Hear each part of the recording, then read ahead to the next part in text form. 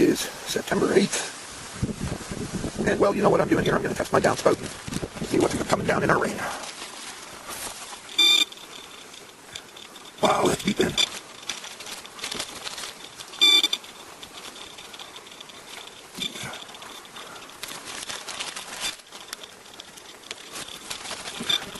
I'm going to take this out of the bag because it's too hard to read.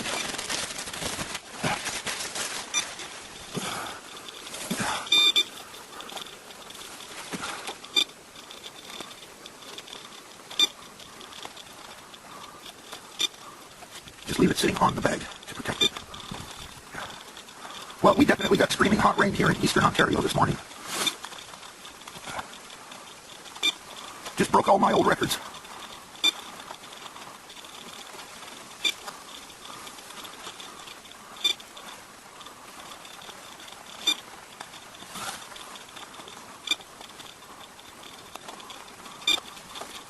I have an umbrella over me, the guy you're in the flip cam, so.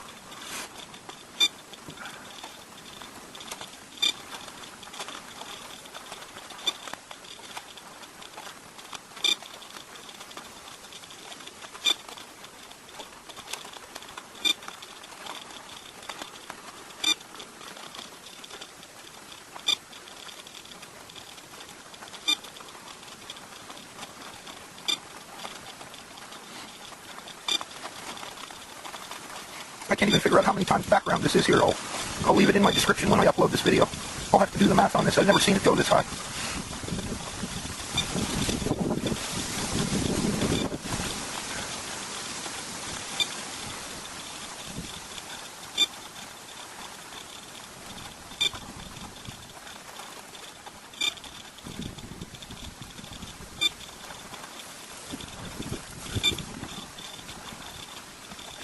.774.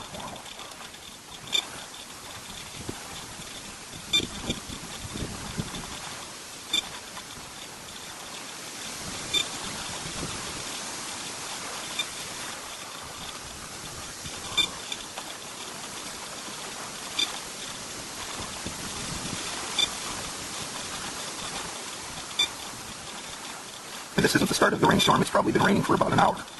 So I'm just as surprised as you are to see this.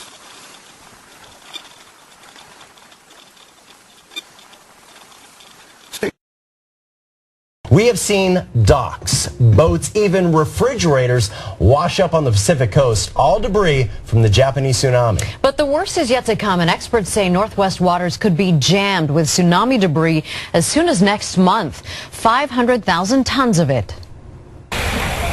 It's going to be a terrible thing if it does start coming ashore. Just so enormous that it's going to take everybody.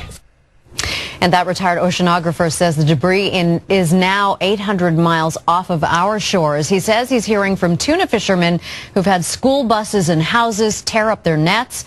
The big problem, the state doesn't have the money to deal with it, and they're relying on volunteers to pick up what they can. The Fukushima accident prompted people in Japan to rethink their dependence on nuclear energy. They've held discussions, protests, and public forums about how they should power their country. The dialogue continued Thursday in Tokyo at an international conference on renewable energy. NHK World's Shia Yamagishi takes us there.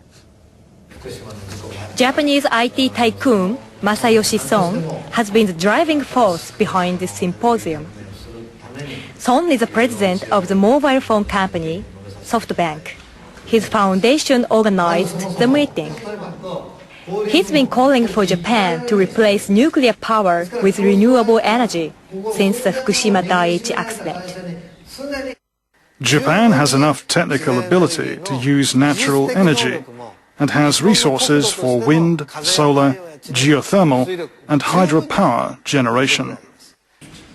About 600 people attended the symposium, including researchers, members of the business sector, and the representatives of NGOs. The natural energy market is said to have growth potential, so I came to gather the latest information. I want to learn more about renewable energy and whether it's possible to use it to replace nuclear power. It is possible, as officials from countries such as Germany and Denmark showed.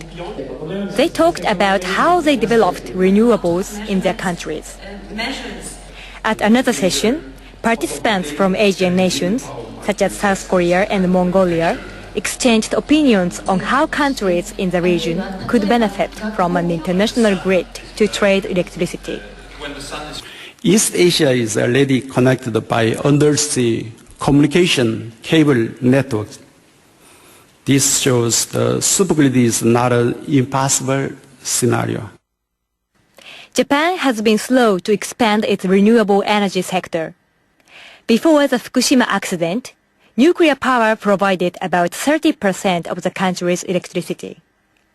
Renewables accounted for around 10%. The Japanese government is aiming to increase the supply of renewables so that they provide more than 25% of the country's electricity by 2030. National Policy Minister Motohisa Furukawa spoke at a symposium about what he called a green energy revolution.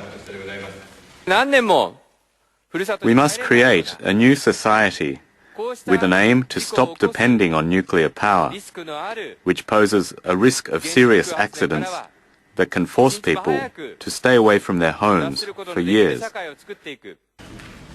A recent poll suggested more than half of Japanese agree and want their government to abandon nuclear power.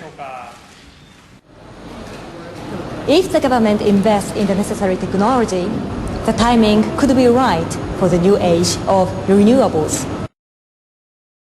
It involves children enjoying a ride in a hot air balloon from which they can see how their hometown is recovering from last year's earthquake and tsunami. It's their way to commemorate the 1.5-year anniversary next week. A Tokyo-based volunteer group organized the event in Rikuzen, Takata City, one of the hardest hit areas. The children and their parents gathered at the playground of a local elementary school and slowly and carefully climbed into the basket. As the balloon rose to 15 meters, children were able to take in the panorama of their hometown and see the changes. It was great fun. People looked so small. The hills were beautiful. There's now less debris. The volunteer group says it will hold another such event next year so that the children can see from above the reconstruction of their town. When people fled areas around the Fukushima nuclear power plant after last year's accident, many were forced to leave their pets behind. Now more than 30% say they want to retrieve their animals. After the accident, officials from the Environment Ministry and Fukushima Prefecture picked up about 750 dogs and cats left in the no-go zone. They've been kept at pet facilities. The ministry recently asked about 1,000 former pet owners whether they would like to bring their animals home. 330 people said yes. Others replied that they cannot afford to keep pets while living in shelters.